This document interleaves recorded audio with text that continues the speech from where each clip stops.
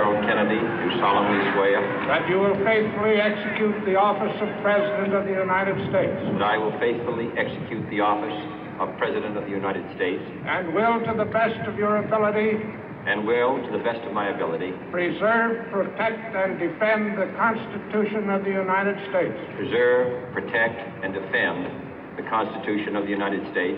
So help you God. So help me God.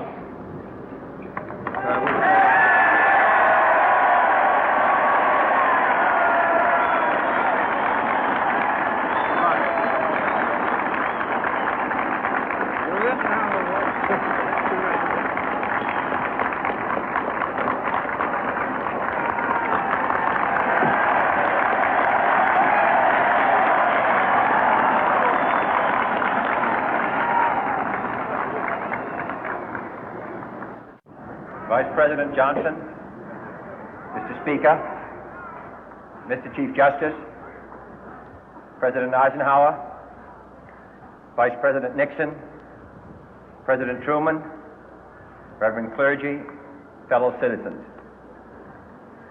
We observe today not a victory of party, but a celebration of freedom, symbolizing an end as well as a beginning, signifying renewal as well as change.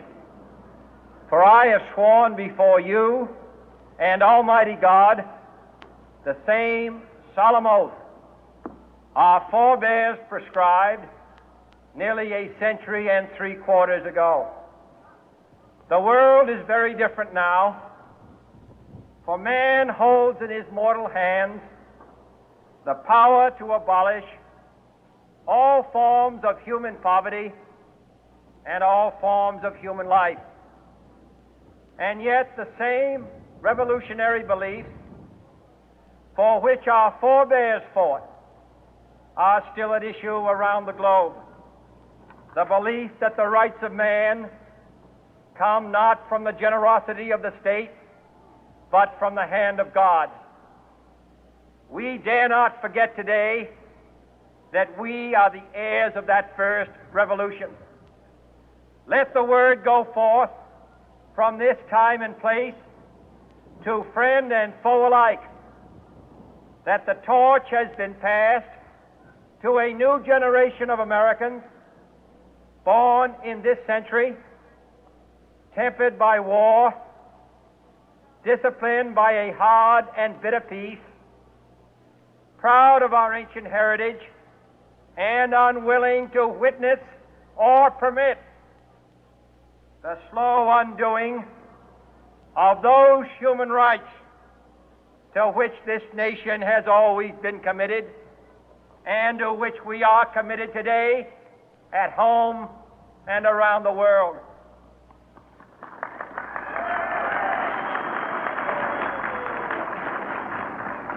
Let every nation know, whether it wishes us well or ill, that we shall pay any price, bear any burden, meet any hardship, support any friend, oppose any foe to assure the survival and the success of liberty.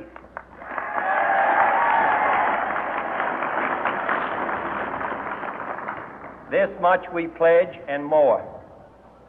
To those old allies whose cultural and spiritual origins we share, we pledge the loyalty of faithful friends. United, there is little we cannot do in a host of cooperative ventures. Divided, there is little we can do, for we dare not meet a powerful challenge at odds and split asunder. To those new states whom we welcome to the ranks of the free, we pledge our word that one form of colonial control shall not have passed away merely to be replaced by a far more iron tyranny. We shall not always expect to find them supporting our view, but we shall always hope to find them strongly supporting their own freedom. and to remember that in the past, those who foolishly sought power by riding the back of the tiger ended up inside.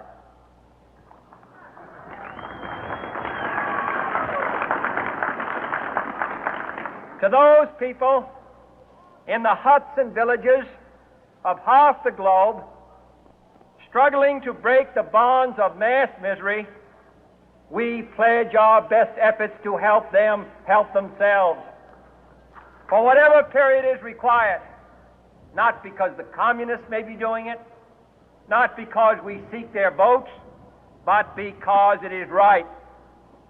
If a free society cannot help the many who are poor, it cannot save the few who are rich.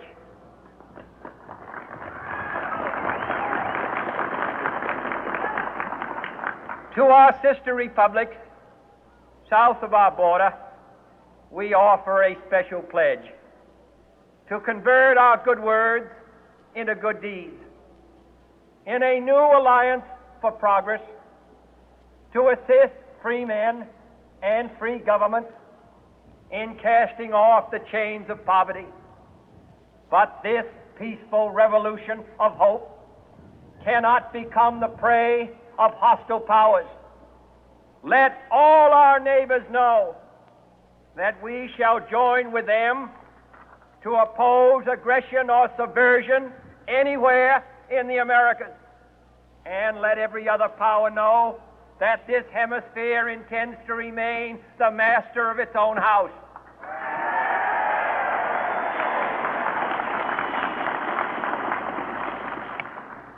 To that World Assembly of Sovereign States, the United Nations, our last best hope, in an age where the instruments of war have far outpaced the instruments of peace, we renew our pledge of support to prevent it from becoming merely a forum for invective, to strengthen its shield of the new and the weak, and to enlarge the area in which its writ may run. Finally, to those nations who would make themselves our adversary, we offer not a pledge, but a request that both sides begin anew the quest for peace. Before the dark powers of destruction, unleashed by science, engulf all humanity in planned or accidental self-destruction, we dare not tempt them with weakness, for only when our arms are sufficient beyond doubt can we be certain beyond doubt that they will never be employed. But neither can two great and powerful groups of nations take comfort from our present course, both sides overburdened by the cost of modern weapons, both rightly alarmed by the steady spread of the deadly atom, yet both racing to alter that uncertain balance of terror that stays the hand of mankind's final war. So let us begin anew, remembering on both sides that civility is not a sign of weakness, and sincerity is always subject to proof. Let us never negotiate out of fear, but let us never fear to negotiate.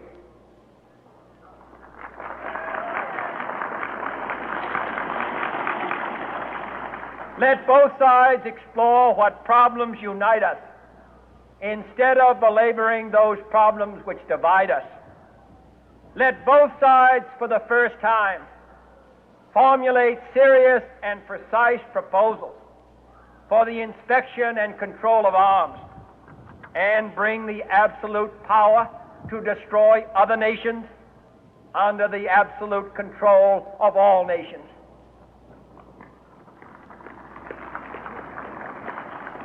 Let both sides seek to invoke the wonders of science instead of its terrors. Together, let us explore the stars, conquer the deserts, eradicate disease, tap the ocean depth, and encourage the arts and commerce. Let both sides unite to heed in all corners of the earth the command of Isaiah to undo the heavy burden and let the oppressed go free. And if a beachhead of cooperation may push back the jungle of suspicion, let both sides join in creating a new endeavor, not a new balance of power, but a new world of law, where the strong are just and the weak secure and the peace preserved. All this will not be finished in the first 100 days, nor will it be finished in the first 1,000 days, nor in the life of this administration, nor even perhaps in our lifetime on this planet. But let us begin.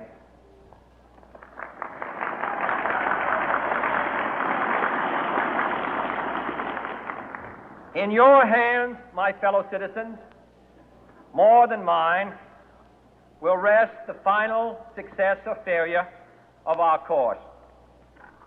Since this country was founded, each generation of Americans has been summoned to give testimony to its national loyalty. The graves of young Americans who answered the call to service surround the globe.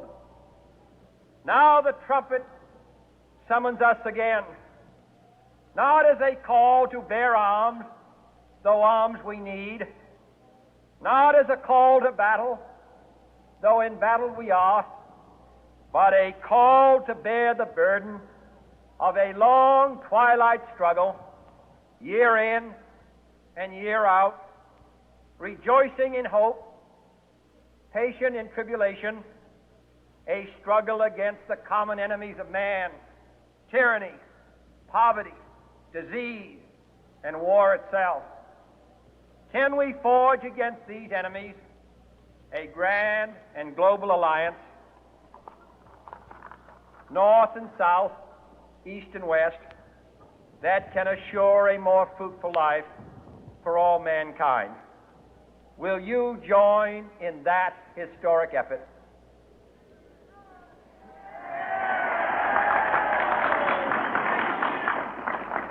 In the long history of the world, only a few generations have been granted the role of defending freedom in its hour of maximum danger.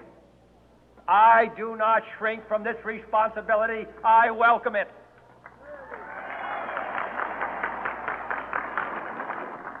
I do not believe that any of us would exchange places with any other people or any other generation. The energy, the faith, the devotion which we bring to this endeavor will light our country and all who serve it. And the glow from that fire can truly light the world. And so, my fellow Americans, ask not what your country can do for you. Ask what you can do for your country.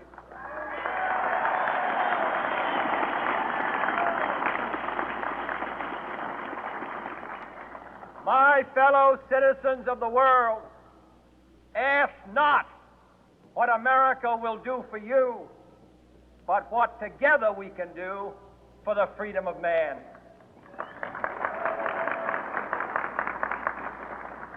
Finally, whether you are citizens of America or citizens of the world, ask of us here the same high standards of strength and sacrifice which we ask of you. With a good conscience, our only sure reward, with history the final judge of our deeds, let us go forth to lead the land we love, asking His blessing and His help, but knowing that here on earth, God's work must truly be our own.